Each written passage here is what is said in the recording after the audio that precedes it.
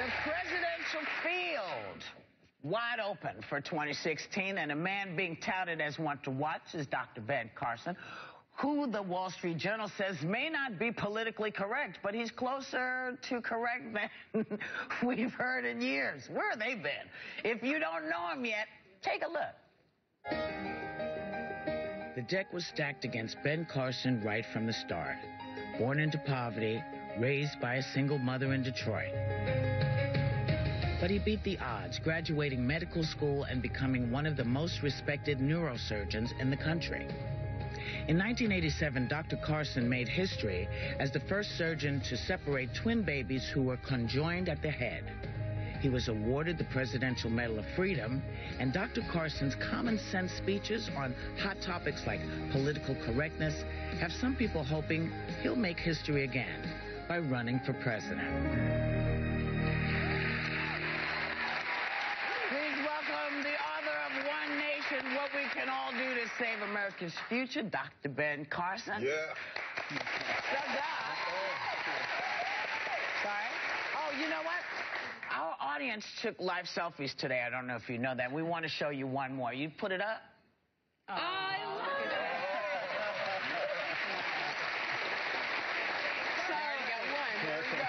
So, what, you know, first of all, do you have presidential aspirations?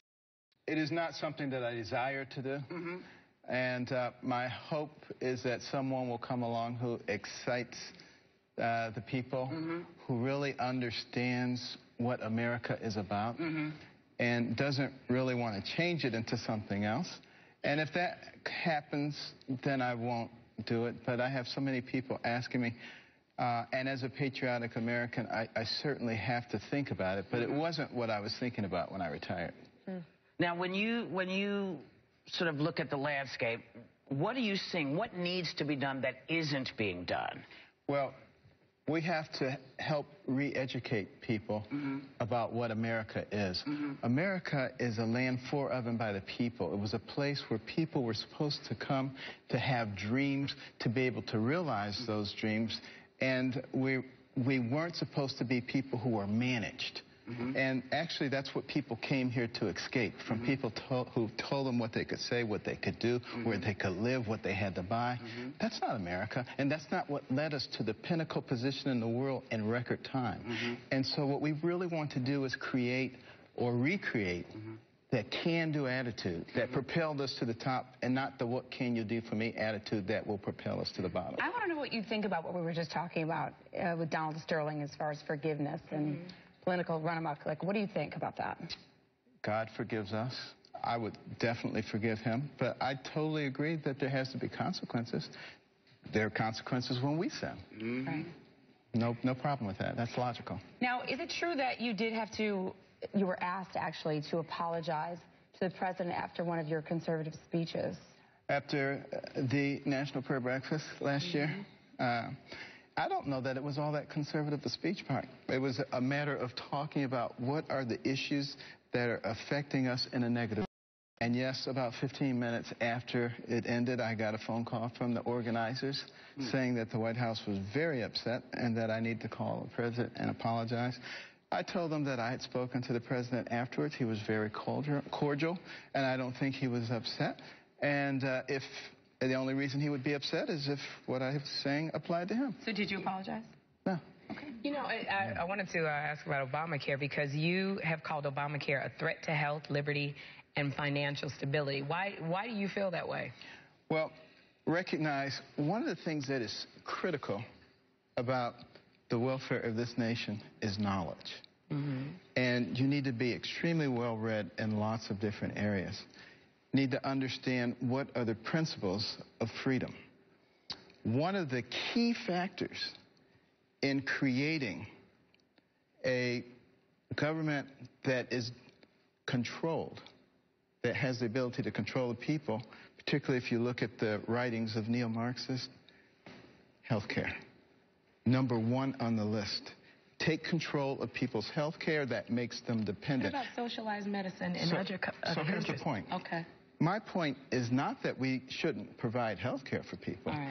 I very much believe that we have the ability to provide health care for everybody. We pay more than twice as much per capita for health care in this country as the next closest nation. There's a lot of waste, a lot of fraud. There are ways to do this where we leave the health care in the hands of the people and not in the hands of some faceless bureaucrat. Well, when you say in the hands of the people, who are you talking about? Because I'm sorry, because the insurance companies are, you know, the hospitals on occasion, and, you know, if I lose my insurance, okay. But, you know, the people have not been treated well by the medical community as the big picture of them. Not each individual doctor, don't get me wrong. But if no one steps up, we end up with the same BS that we've had all this other time. How do we fix it? I totally agree with the premise of your question. There are a lot of things that are wrong, including having a system where one of the major pillars are companies that make money from denying people care. Yes. That makes no sense whatsoever. Okay, so we need to fix that. Right. But the way to fix that is not to create a gigantic government bureaucracy, which will be even bigger than the VA, and you put all these layers of bureaucrats between patients and the healthcare providers. How do we fix that? I'm sorry, go ahead, Jerry. Well, let me give you an example. Go ahead. Health savings accounts. In a health savings account, you, the individual, have the ability to spend the money the way you want to spend it. So you pick the doctor that you want to see, you have the services that you want to have, but it comes out of that. You sprain your ankle and you think you need an x-ray? That's coming out of your HSA. You know, you need a physical exam for a new job? That's coming out of your HSA. You need birth control pills? That's coming out of your HSA. Right. No Hobby Lobby. Ask a question. Ask. Yeah, well, I just wanted to say, you said something that I agree with, is that giving able-bodied people handouts rather than requiring that they work for pay is every bit as cruel as activities practiced by racists of the past. Right. And I mean, you know, do you believe that the welfare system is racist? Well, let me put it this way.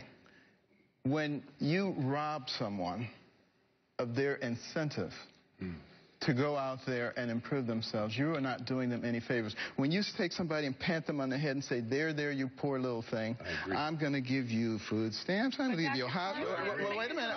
Let me finish the thought. Yeah, finish the thought. Okay, let me give you housing subsidy, let me give you free health care, and because you can't do that. And it's those people over there that's causing you to have your...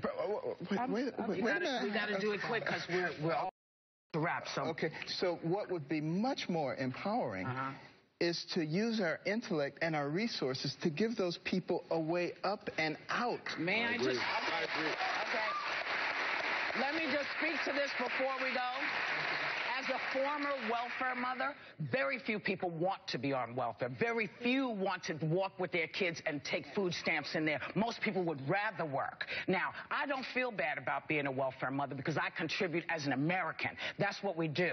And because the welfare system is so bizarre, you can't work. They don't allow you to work because they take the money from you. So if we fix the system so that it doesn't hurt the people, maybe it'll get better. Thank you, Dr. Ben Carson.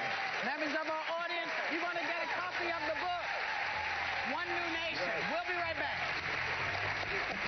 Jerry and Jenny have a lot of celebrity gossip.